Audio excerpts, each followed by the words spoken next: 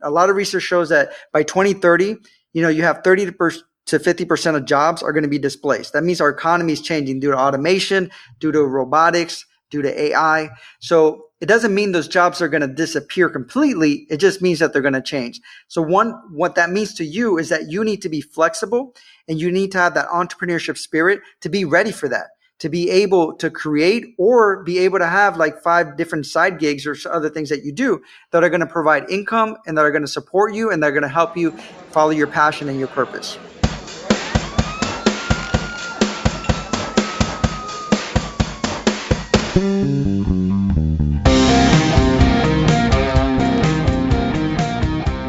Hello, folks, and welcome. Today, I am thrilled to be joined by Natalie and Joeel Rivera in the Mastermind. Joeel and Natalie are freedom junkies and prolific content creators who have launched over a dozen businesses. They have been coaching, speaking, writing, and teaching for more than a decade, but their business actually crumbled after Joeel was struck with sudden illness that had him bedridden for over a year. That's when they decided that they never wanted to be in that situation again and decided to dedicate themselves to converting their training and speaking programs into online courses that would outlive them and provide passive income. They quickly scaled their business to reach over 100,000 students from 191 countries in only 3 years. Today, they are passionate about teaching anyone with a skill, experience, or passion to share, which is anyone and everyone and they're passionate about teaching them how to monetize that knowledge in this new digital economy. So Natalie and Joeel, welcome to the show, guys. Thank you. Happy to be here. Yeah, thank you. We're truly honored, Brad. We love what you're doing with the Millennial Mastermind and all the tools that you share with your audience. So thank you. We're truly honored. Yeah, and I really appreciate you guys being here. And I think that we're going to have a really great conversation today. And that's because you cover such a cool topic and relevant topic with online education. And really, there's such an amazing opportunity for anyone who's listening to take advantage of the trend in education and everything moving towards self-education online. And it really presents a unique spot for those with an entrepreneurial drive to start building a business or to add to the businesses that they're already building. But we'll get into all of that. To kick it off, I'd love to dive into your story a little bit. So what was your business? And then what happened to it when that scary situation that I mentioned in the intro struck with Joeel, you being struck by that illness? Well, before Joeel got sick, we had our paws in everything. We've always been entrepreneurs. We've created businesses before we met. And then in the last decade, we've had more than we can count on both hands, different ventures. But at the time, we had 5 different businesses between speaking and coaching and a center and a magazine and book publishing, and probably other side projects too. And then we basically kind of were at that point where we were entrepreneurs that were passionate about creating, but we had started to burn ourselves out and really didn't see the warning signs. Yeah. And at the time, we were putting also together events. So we would bring in different speakers and develop curriculums and things like that for organizations. And we found that we were basically always had something to do. We're working like 70 hours a week. But for us, it was almost like every time somebody would say, wouldn't it be great to have like this in the community or something like that? We're like, oh, we could do it. And we would just try to create it because it was that passion that we had for doing that. But we didn't realize the importance of having balance. So after going to Costa Rica and coming back and ended up bedridden and sick, our businesses really started to crumble all around us because Natalie was my full-time caretaker. So I needed her for basically everything that we need to do. So what ended up happening is that we even had to sell our furniture just to make our ends meet. And it got to the point that, we could have lost everything. And I got to the point that I almost had to accept that maybe this is it, So I started really reflecting on like, what's my legacy? Like, what do I want to leave behind if I pass away? And so I started looking at online courses as a possibility to create some passive income and also leave a legacy, more importantly. And just to rewind a little bit, before I got sick, we did actually create a couple courses. And the only thing that really kept us afloat was that we had a magazine also, and that was bringing in some passive income. So for us, it was like, how can we do more of that? Yeah. And so ultimately at that time, our businesses all were completely dependent on us, that we wore too many of the hats. We had too much of the responsibility. And without us, they couldn't run, except for, like Joeel mentioned, our magazine and these 2 courses we had created about a year before. But we had never done more with those courses because, again, we had so much stuff going on. But we quickly realized that without this passive income that we did have, albeit small, we would have completely gone under. And so one of the things that Joeel and I were doing while he was sick is we just spent so much of our time, listening to audiobooks, reading, taking online courses. It was basically like being on a sabbatical of personal development, because really, what else could we do? And as we started taking these courses, Joeel came across some online courses that taught you how to make them, and started learning about it. And we realized that we had so much content from all of our training programs, our speaking, our workshops, and that even though we might not be able to coach our clients or to do any of our events or training programs in person anymore, it doesn't mean that we couldn't share our knowledge. And so we deep dove into learning how to create courses that even better than what we had done before. Yeah, no, it's a really interesting realization. And the thing I'm taking from it is that, and I hope that the listeners are, is that hopefully people don't have to get sick to come to the realization that there's this opportunity to create these online products that then could provide this passive income. But so to continue down that journey then, so you realize that this is a good path to go down. You start consuming the content and how to do it. What does the next chapter look like for you? Is it just tenaciously chasing after or starting to build those online courses, and are online courses primarily the types of products that you built up at that point? It was. And for me, it was basically, I didn't have the energy. I would record for like 10 minutes a day and then go back in fetal position because my body was so weak at the time. So as I got better, I just kept producing more and more of the content. And really, it's just my passion. It was like, I can make a difference from all over the world. And I would get an email from someone like in the Philippines or someone in Australia or someone somewhere else in Africa or whatever it was. And for me, it was like, wow, I'm making a difference even in my current condition. So that was, for me, was my inspiration. It was really my driving force, but also really looking at what is an infopreneur. I think most people don't recognize that we live in the information age, and everyone always says that, but they don't realize what it actually means, that there's this huge economy. And it's not just teaching, like you have to have a college course type thing or this complicated thing. We know people that are making 6 figures and 7 figures, teaching just basic skills that all of us have. All of us have a talent. All of us have a skill. All of us have a passion for something that we can teach someone that's not where we're at this point. And I would just add to that really what it came down to was we were committed to continuing to produce this content, because you had asked, like, what did that chapter look like? At that point, we were basically relentless. And we got to the point where we were creating 1 to 2 courses every single month, which most people that are in this field, they might create 1 course in 6 months. So we definitely were on a path of consistency. And that was really what made us able to turn our circumstances around, because the courses started to be successful. So we kept basically feeding our students. We kept creating additional content that would solve a new problem for them. But it was truly that the consistency and the willingness to pivot what we were doing and learn something new and go with it that made all the difference. Yeah.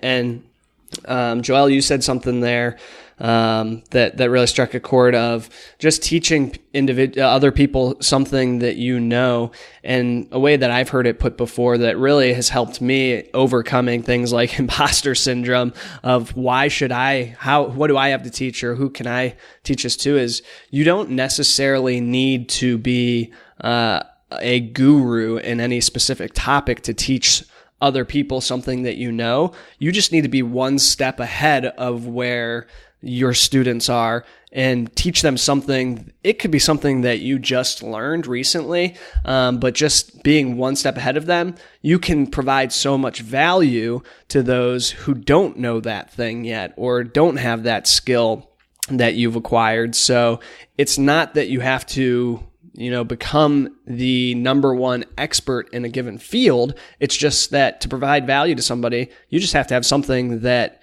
you're good at or well that they may not and they want to. No, I completely agree. And I think one of the things that Natalie mentioned too was this consistency. And I think that you're a perfect example of this. We were talking before, I've listened to several of the episodes, even your first episode, and like your ability to stay consistent and produce over 150 episodes. And that's really what it takes as an entrepreneur. And that's really what it took for us. And I think a lot of people get sidetracked a lot. And like you're saying, it's not about like being the top expert. Like we know someone she's not even a professional baker and she makes over $300,000 a year in passive income. Just teaching. She teaches baking bread. So but anything that you can teach, there's someone out there. Like only 30% of our students are from the United States. The rest are from all over the world.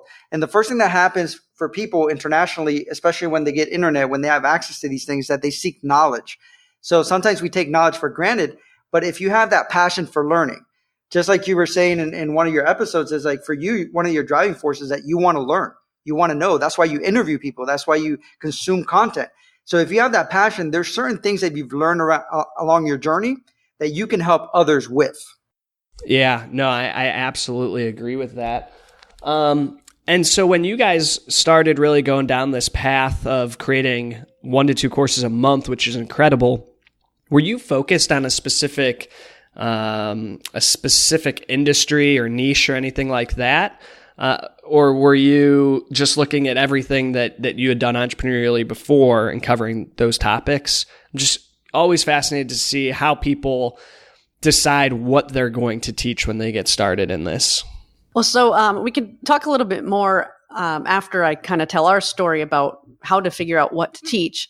But for us, we had quite a bit of existing content. So we're ultimately in the personal development field. So we're talking about things related to happiness and purpose and fulfillment.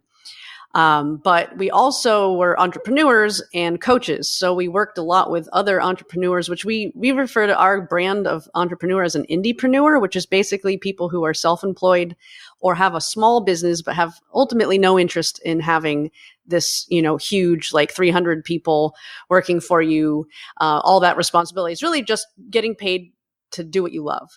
And so we did a lot of training programs for people who are aspiring entrepreneurs.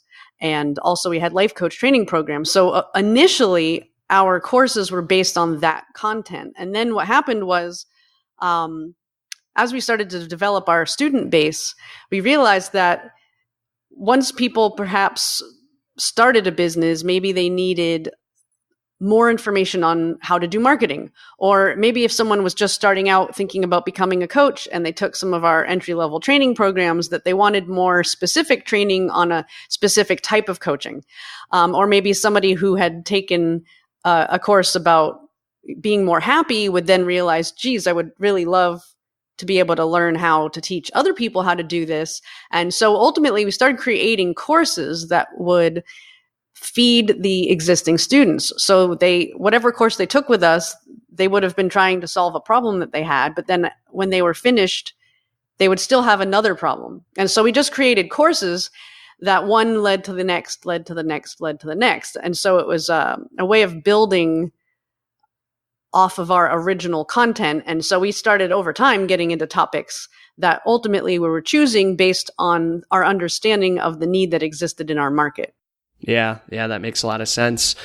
And then in those early days of starting to build these online courses, were there any, besides, of course, some of the health-related issues, but were there any challenges or failures that you had to overcome that may have been unexpected when you started going down this path?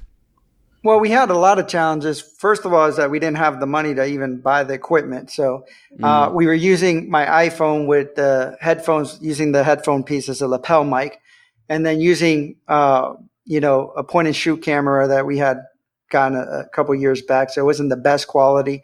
So obviously we didn't have. A lot of people say, well, it's easy for you to say, but realistically, we didn't have the equipment. I didn't have the energy of my health and stuff like that. So I was only able to work on it for a very short amount of time. But I had that definitive purpose. You know, have this bigger vision. And I know that you mentioned Napoleon Hill and things like that. And he talks about that. It's about once you're locked in about your higher purpose and having that vision, then there's nothing that could stop you. So for us, we visualize the impact we would make. We would have pictures on our ceilings and our walls of things that we would do once we're doing that, and also visualizing the impact and difference we're making. So for us, there was those challenges, but at the same time, it was uncertainty. If I did good for a week and then I would backtrack and be like bedridden for 2 weeks. So there was a lot of uncertainty of what we could do and when we could do it. So the online courses provided that space that we can work in our time and work around my health. Mm. And I want to go back. So you guys talked a little bit about how you decided to, to create the content that you did. But Natalie, you mentioned that you could talk a little bit about how those who are listening could start thinking about what types of content they would put out there. So I'd love to turn the conversation a little bit to make this a little more actionable for the listeners on how they can start thinking about this. I think that'd be a great place to start of where do you even begin to think about what type of content that you want to produce and what you want to teach? Okay, so there are a variety of different types of courses that you could make. Like Joeel was mentioning, they can be really in-depth, complex, more academic style. They could also be extremely simple and just focused on one topic. It could also be anywhere from, it can be something, for instance, from your career. You might have a very specialized career experience or even just a longer period of time in an industry. And therefore, you could be teaching people who are just entering the industry. But it could also be from your own personal experience. So there are people who create courses on anything from, how to go through a divorce and feel, empowered by it, and how to be a good parent. Or we always like to talk about, we have a course that's about how to say no. So something as simple as that. It could be something in your own personal life. It could also be perhaps a skill that you've developed, a process that you have, something either that you've learned from someone else that you've perfected, or maybe you created your own process for something. It could be a talent that you developed, that you got really good at something. So now you can turn around and teach someone else how to get good at that as well. But it could also be something that is a passion. So maybe even if something like a hobby of yours that you're really passionate about, that you love to talk about. The truth is there's other people who share that same passion that would love to know more because maybe they're just starting out or you're more advanced than them. So we always have people think about a couple of things. One is like, what do you really love to talk about that you would love to share with people? And then also ask yourself, what are you really good at that other people are either impressed by, or you just know that they think that it's kind of crazy that this is so easy for you, but it's hard for them. And I would also add that, to put it in a different term too, if I gave you a couple of beers and we were sitting at a bar, what are some of the things that you're passionate about that you could just talk about for you would feel like forever? Because we all, again, have that passion and purpose and some of the things in our lives.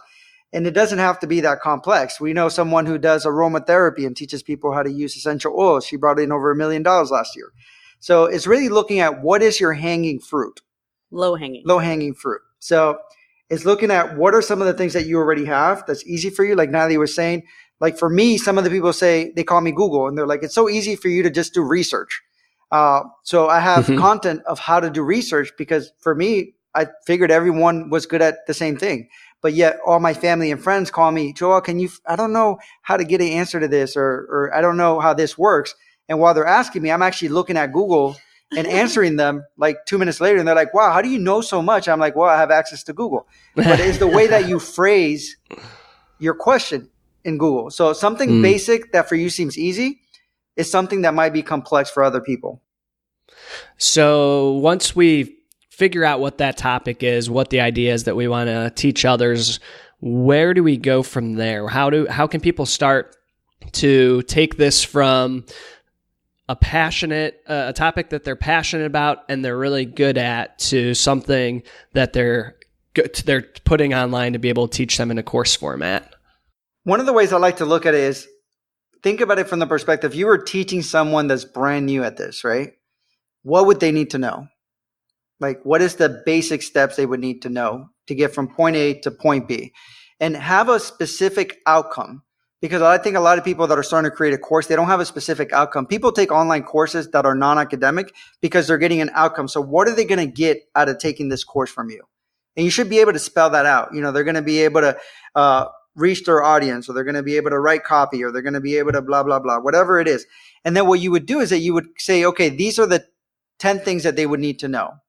So how can I chunk them down into like 10-minute, let's say, videos?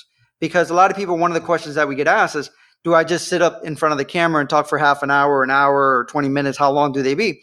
And one of the things that research has shown is that the best thing that you could do is have anywhere from 5 to 15 minutes.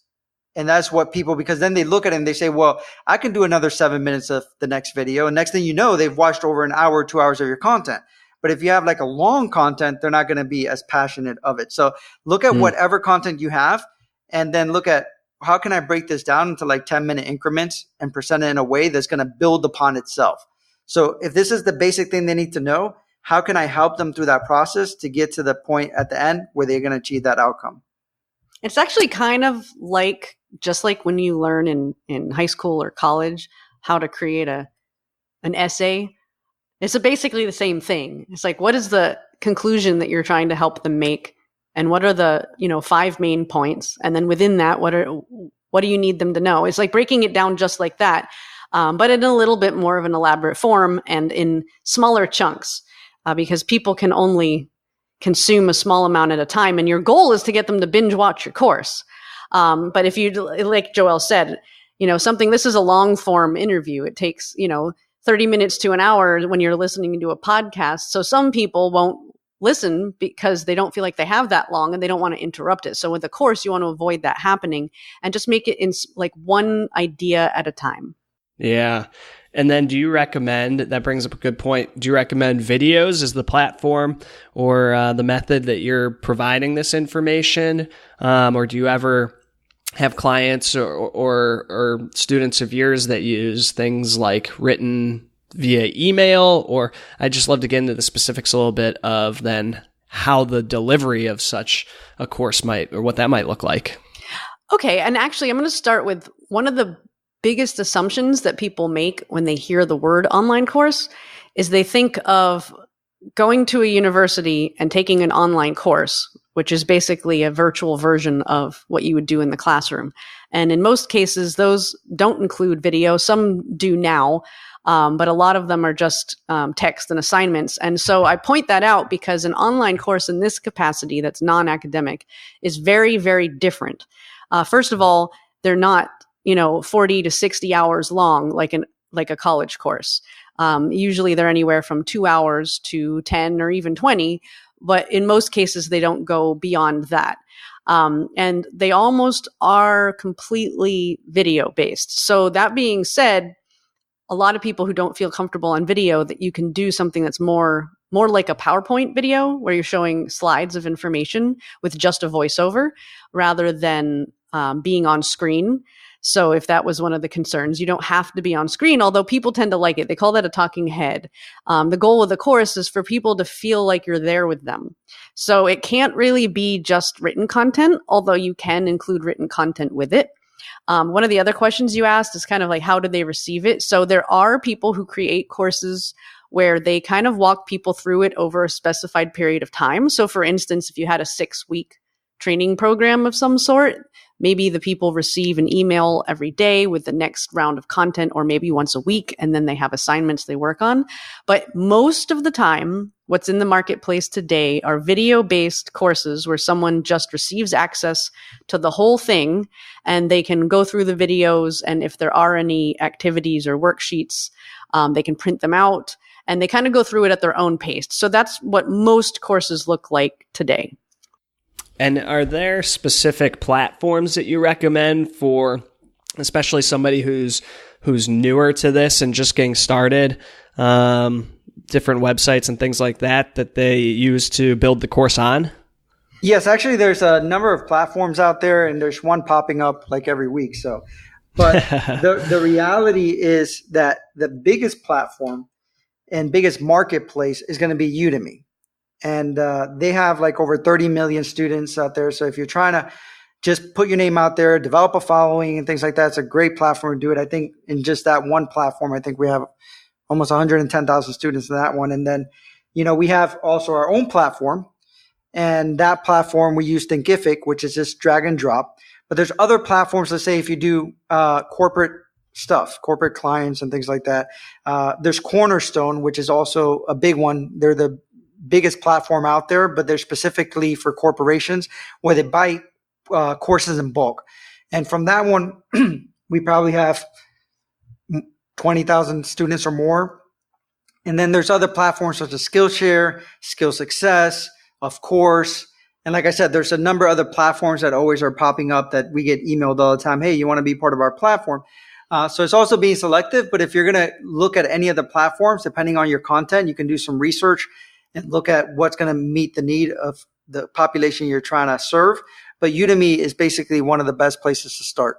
And actually, I just want to clarify there. So there's two different types of platforms. There's public platforms or marketplaces.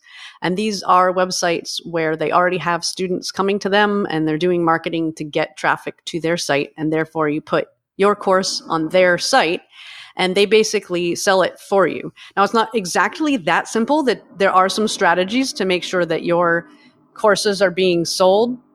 But basically, you're getting paid to market yourself because they're an existing marketplace. And then on the flip side of that, there are websites that you can create your own courses on your own website without having to build it from scratch. So 5-10 years ago, people only could build it through something like WordPress, where you have to literally build out your own course. But these places like Thinkific that we mentioned, Teachable is another one. These are places where you can create private courses that aren't going to be listed in a marketplace somewhere where you would be then doing the marketing to your own courses.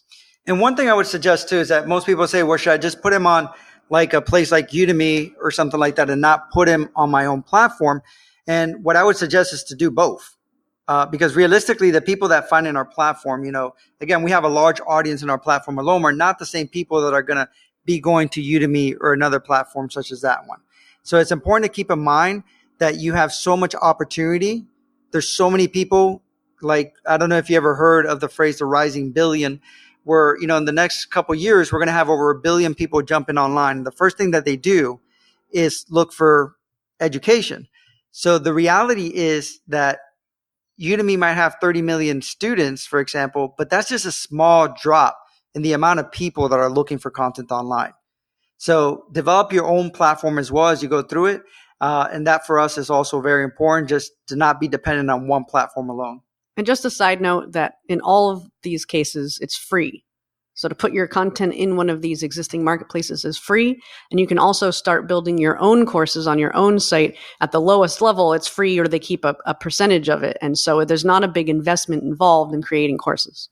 Yeah, no, that's very, very helpful. And I think another piece that some people, including myself, would struggle with is, how do you price these? Especially when you're just getting started. I feel like it's easy to underprice the courses that you're putting out there, just based on your own self-limiting beliefs on what the content is worth and the value that you're putting out there. So how do you help students of yours price their courses out? So the answer to that is that it really depends on ultimately the purpose of your course. So if you are someone if you're teaching something that is a very high value skill or content because you have a lot of experience, or you already have an existing business and an existing market of people, and you're deciding to add a course to one of the things that you offer, then of course, you might have to push yourself to ultimately charge what you're worth, especially if your course isn't just a self-paced video program, but it also includes some of your time. So if your course is something that maybe you'll do with a group of people, and then you're going to meet with them also once a week and do something live, maybe it includes some form of coaching. If your time is involved, you absolutely need to be charging a much higher price. However, there's also nothing wrong with what we call the high volume, low cost model, which basically means reaching a lot of people, but only making a small amount per course. And the reason why this is important is because there's a lot of reasons why you would want to do it. First of all, it doesn't cost you anything. Every time somebody buys a course, it costs you nothing. So it's not like you're giving away a book that you just had to pay $3 for. You're giving something at a low cost that costs you nothing to create. So you're not losing anything. But ultimately, there's other reasons why you could create a course. So for instance, maybe you're trying to reach a market and you're trying to build up a following. So in that case, putting your course on these marketplaces that might sell it at a discount is going to get you traffic. It's going to get people to start to get to know you. It's going to give you credibility in your field. And ultimately, when you're selling at a lower cost, you're getting paid to market yourself. So your course might be a stepping stone to whatever else it is that you offer in your business. So in that case, you don't want to be charging a high amount, because if your goal is to reach as many people as possible and market yourself, then you don't want to make it cost prohibitive. And I would also add, for example, from our perspective, we have courses that go from $10 all the way to $2,000. So again, the differentiating factor is how much time we give to that process. If they're going to be part of a weekly group call and like mastermind, then it's going to cost a lot more because we're dedicating a lot more time and energy from our end. But at the same time, for a course that only costs $10, when you're adding 10,000 new students a month, then it adds up. And that's what a lot of people in the space are missing. I had a colleague of mine that started in the space before I did, and he had a lot of problems like doing the low cost model, because he was like, well, my information is valued more than that. I should be getting paid a lot more than that. But he missed the point that he could have been bringing in a lot more money, bringing in a lot more students, and then have those students upgrade later on to a higher program that he might have, which was the group programs that he was doing as well. The other side of it too is that if you put in these marketplaces, they are discounted marketplaces. So you might not be able to say, well, I want my course to only sell for $200, because they're going to do discounts and you're going to have to sell your course at a discounted rate. The difference though is that if you're pushing it in your own platform, and let's say you're selling $1,000 course and you're new to the business, the reality is that you're going to have to master how to market through Facebook ads, through Google ads, how to put yourself out there, how to develop a following, do those different things. So if you're starting out, you should also look at the low cost volume and look at how to grow from there, because that's an easier route and an easier way to start developing a following. And we have done both ways. And we have people and some of our friends that only focus on like the $2,000 to $5,000 per course model. And we have people that are bringing in, over $1 million a year selling courses at $10. So it really depends on you and what you're trying to create. And really, I just want to make sure everybody got that point, that yes, using marketplaces does mean you're selling at a discount, but they are doing all of the marketing. They have millions and millions of dollars of marketing budget, and they're bringing people to you. You're getting paid to market yourself. That's option one. And yes, you can charge $2,000 for your course.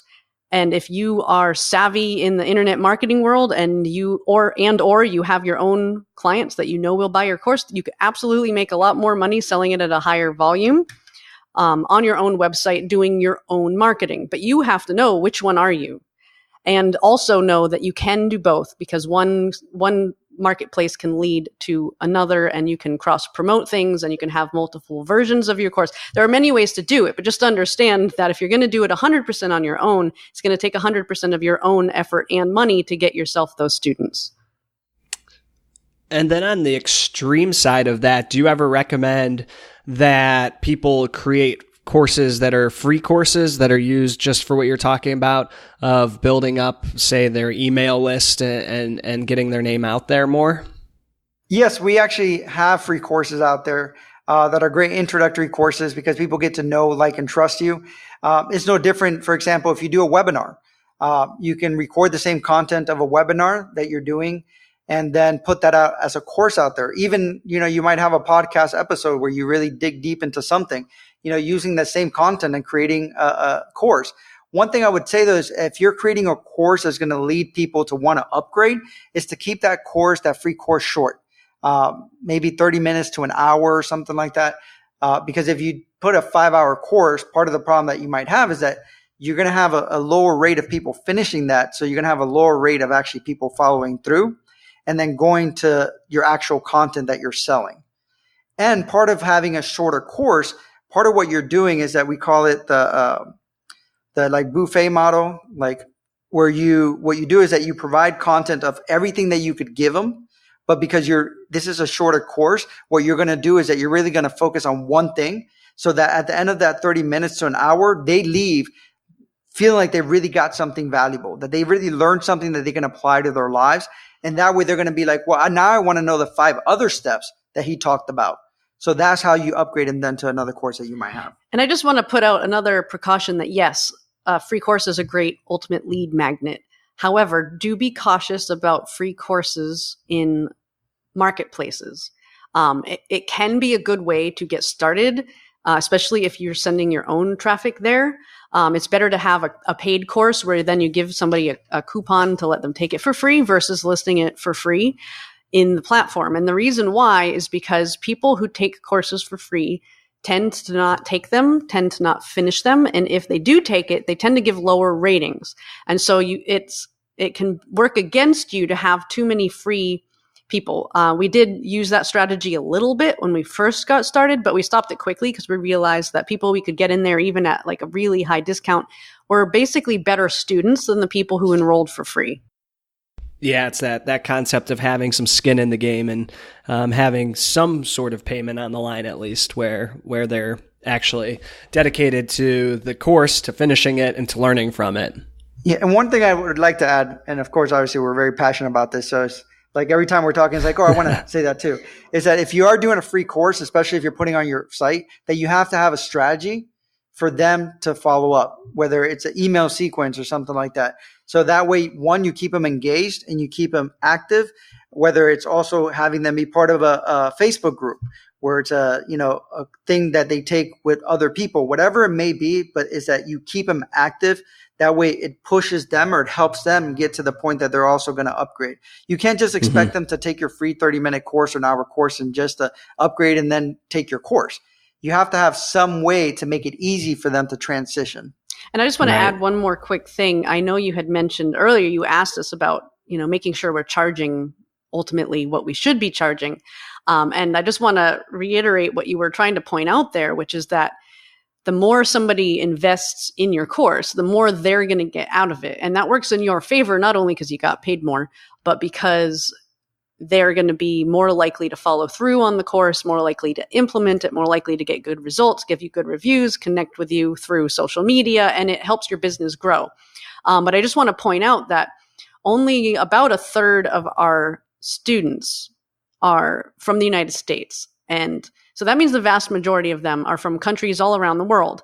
And so even though in some cases our courses are being sold at a discount, that for people in other parts of the world, that discounted price is a large investment for them. And so that's something a lot of people don't recognize when you're trying that high volume, low cost model, is that this is an investment for them.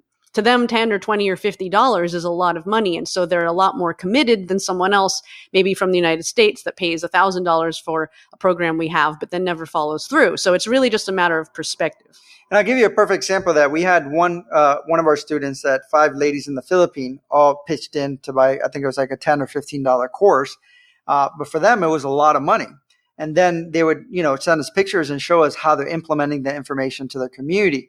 So I think if you're making a course, it's not just about the money, it's the realization that you can make a difference in people's lives. And that has to be your driving force, because if it's just the money, just like in any business, if your focus is only money, you won't be successful long-term.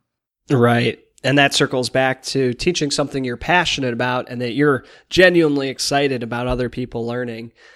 For people who are interested in this and they're fired up about the opportunity and the idea of potentially going out there and creating some courses, is there anywhere that you would point them online to go, either to connect with you guys or to learn more about what you have out there to help in this journey? Actually, we have a page that we made specifically for your listeners.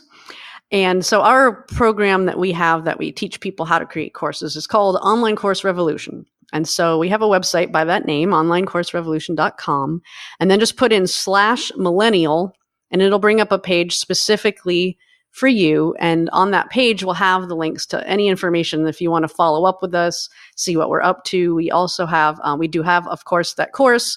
Our do-it-yourself version is on there that you can enroll in and get started right away. But we also have a free introductory version that basically helps you determine if this is right for you or not. So why start taking the whole course if you're not even sure? So this basically helps you figure out, who your audience would be for your course, why you want to do it, how it fits into your business, and what topic you would want to teach it on. And so it kind of gets you started. And then by the end of that, you would know, do I have a really good course idea? Do I want to move forward with this or not? And if you do, of course, then you can go ahead and enroll in our program that teaches you how to do it. But you might as well, kind of rule out the fact that maybe it's not perfect for you, but it might be. And then also, obviously everything we do is about entrepreneurship and helping people fulfill their purpose. So we have other programs that are on those topics as well, that ultimately our goal is to help provide the tools for people who want to live a life of meaning and want to fulfill their potential and want to dive into entrepreneurship or improve their businesses depending on where they are, because we really believe that entrepreneurship is the future and that it's going to become more and more important to have these skills and these tools for being able to generate an income on your own outside of a job if you have one, because of the future changes coming in the economy. Actually, I just want to add one more thing to that. Natalie said future changes, whether it's through us or learning through somebody else. I think that's important for everyone listening to have a plan B. If you lose your job, for example, or if you get sick, or you have a family member, your wife gets sick and you need to take care of them, you have to have a strategy to have passive income or a way that you can meet your needs. Whether, again, it's through online courses or through another channel that you can do that, whether it's investment in properties or whatever it is that you can do to have that foundation. And one of the things that we mentioned before we started this is that there's drastic changes that are going to occur. And a lot of research shows that by 2030, you have 30 to 50% of jobs are going to be displaced. That means our economy is changing due to automation, due to robotics, due to AI. So it doesn't mean those jobs are going to disappear completely. It just means that they're going to change. So what that means to you is that you need to be flexible and you need to have that entrepreneurship spirit to be ready for that, to be able to create or be able to have like 5 different side gigs or other things that you do that are going to provide income and that are going to support you and they're going to help you follow your passion and your purpose. Yeah, no, I couldn't agree with that more. And I appreciate you guys putting out everything that you do and sharing the information that you do to help people create that avenue of entrepreneurship that's really going to support themselves and help to create that passive income. Because, I've seen in my own life with coworkers and different people where stuff happens and unexpected things come up. And if you can start to create these avenues for income and revenue that'll help support you through that, and also just give you the freedom and flexibility to enjoy your life in ways that ultimately you couldn't without having this type of income in your life, then it's just really, really great stuff that you guys are putting out. So I really appreciate you coming on today, sharing all this information. I know I'm inspired. I have some ideas and my mind's spinning, and I hope that the listeners are as well. So I really appreciate you being here today. Well, thank you, Brad. Like I said, it's truly an honor to be here with you today. Thank you for your commitment and being that example of consistency with your program and everything that you do to really help people dig deeper and really find the entrepreneurship bone and really follow their purpose and their passion in life. So thank you. Yes, we're very, very appreciative of having the opportunity to talk to your audience because we're extremely passionate about seeing as many people as possible not only, start a business and create the freedom, because that's the reason why we wanted to be entrepreneurs too, but more than anything, fulfilling their own purpose and passion and potential, because especially as a generation, in the next 20, 30 years, it's really up to all of us to create that foundation for the future. And the more that we have the opportunity to spread this message, the more we feel like everything that we went through with our businesses and losing everything and coming back from it, like it has a greater purpose and we're paying it forward. So we just are happy that you're on that same path and that everyone listening is connecting to that and doing their part to take it forward into the future. Awesome. Well, it's an incredible purpose. So thank you guys. And thanks for everybody who's listened to this one. We'll catch you next week.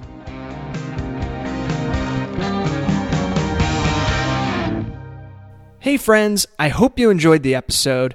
If you did, would you mind doing me an enormous favor? Could you drop a quick rating or review right there in your Apple Podcasts app on your phone? It helps so much in growing the show and helping more people find it. And when more